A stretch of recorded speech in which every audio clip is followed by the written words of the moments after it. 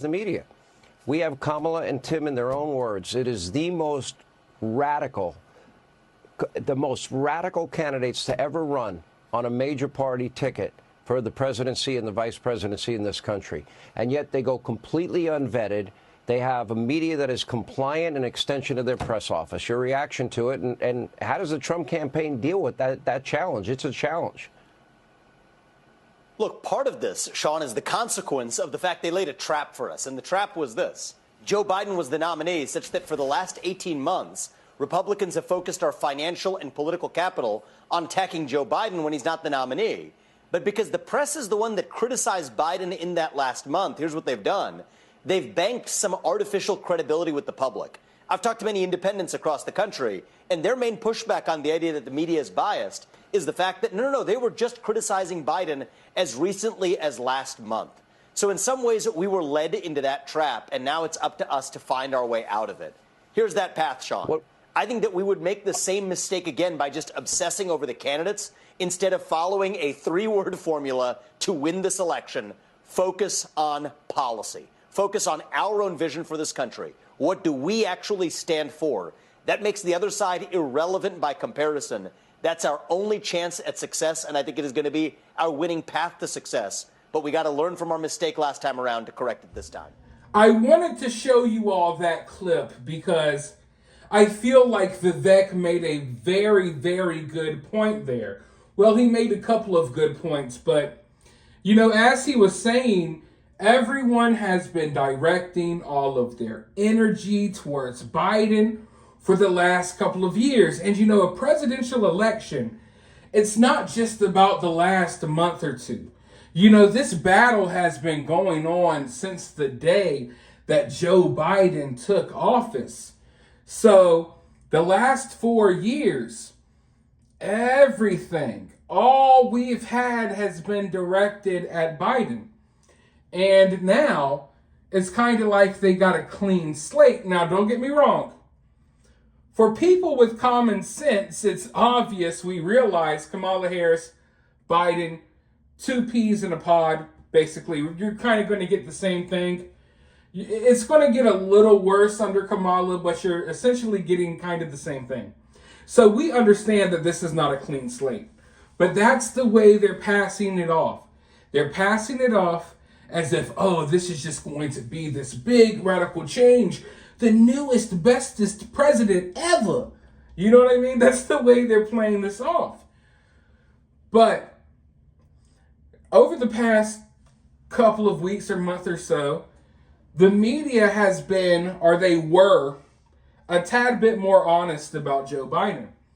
And I never really thought about it that way, but Vivek made a great point that they're going to use the tidbits of honesty. Folks, we've been waiting on CNN and MSNBC and places like this to be honest about Joe Biden for a long time. So finally, because they wanted to force him out of office, they were honest for about a half a day or two. They weren't totally honest, but they at least, let it be known that, hey, we know, folks. Guess what? We knew the whole time.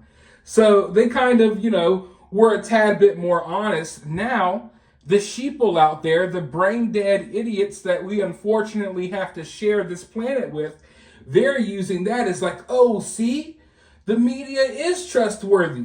Therefore, we can believe them when they create all of this false hype about Kamala. Therefore, we can believe them when they say that Kamala Harris wasn't the border czar. Therefore, we can believe them on this and believe them on that, simply because for the first time in 4 years, for about a day and a half, the mainstream media was just a tidbit honest about Joe Biden. And now they're going to take that little tidbit of credit they got and they are going to stretch it. They're going to turn that inch not into a mile, but into 500 miles if they can. And unfortunately, like I said, we live with a bunch of idiots that are eating it right up. See, I think if this election comes about their radical extremism on immigration, on law and order or the lack thereof, and defund, dismantle, no bail, if it becomes about no fracking and no drilling and energy, if it becomes about their economy and their economic policies and their new Green Deal desire and a 70 to 80% tax rate and taxes on unrealized capital gains, small business and corporations which don't pay taxes, and about America's role in the world, it's a slam dunk. They can't win. But bypassing this almost impenetrable wall of the media is hard. They're corrupt. Of course it's hard. But you know what? We're running to save a country here, Sean. So that work is cut out for us. The question is whether we rise to the challenge. Seal the border, grow the economy, fight rampant crime in this country, and stay out of World War III. If this election comes down to those four things, we win this handily. If it doesn't, we lose this. I think those are our two choices.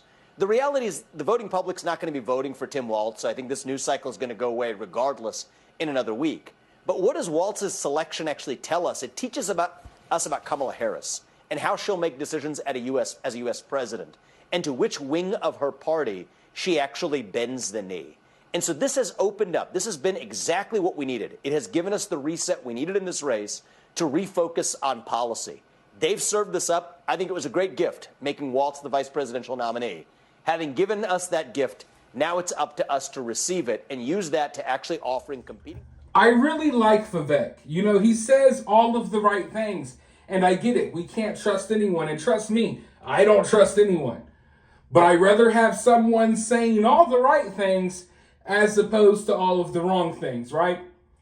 But my question is, and I've had this question, earlier, and, I've raised this question in prior videos.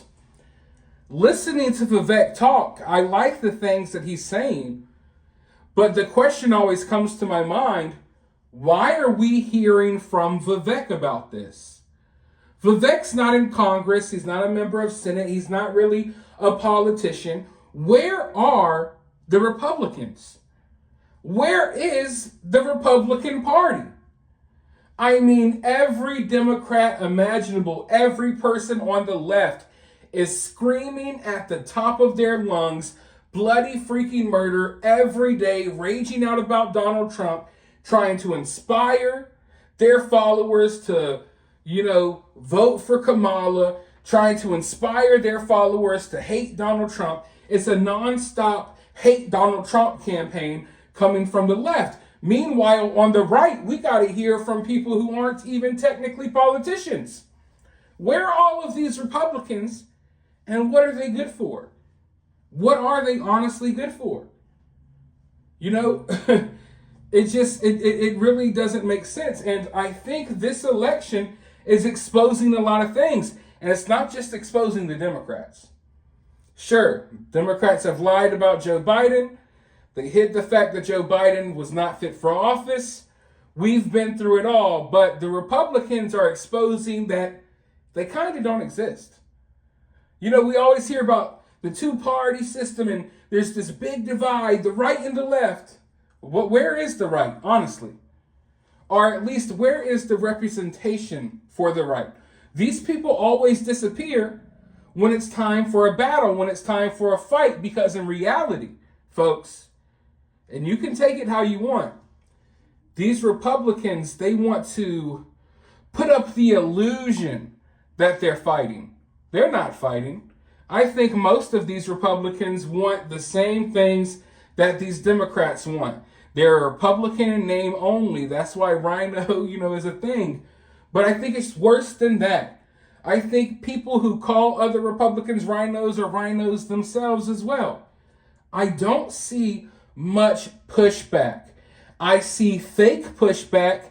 I see a lot of hooting and hollering. But when it comes down to it, they aren't doing anything to stop all of this crazy stuff from happening.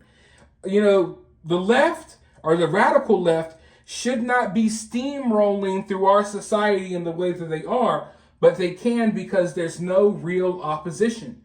There's just the illusion of opposition. And I do think there's a couple of outliers, Donald Trump being one of them, that actually wants, to do something for our country, or at the very least isn't controlled by the same people that the majority of politicians are controlled by. But this election is getting really interesting, folks. And it's getting interesting for all the wrong reasons. It's not because we have, two great choices going back and forth with different ideas about what to do for America. No, we have one good choice and one choice that's going to be popular because a lot of people are brainwashed by the media. And that other choice doesn't have to talk about policies or what they're going to do for America. They simply just have to exist. Like I said, you could put up a can of peas. It doesn't matter. But let me know your thoughts down in the comments below. While you're down there, hit that thumbs up, hit that subscribe, ring that notification bell. And if you find yourself getting too worked up by all of this, remember, it's just political cinema.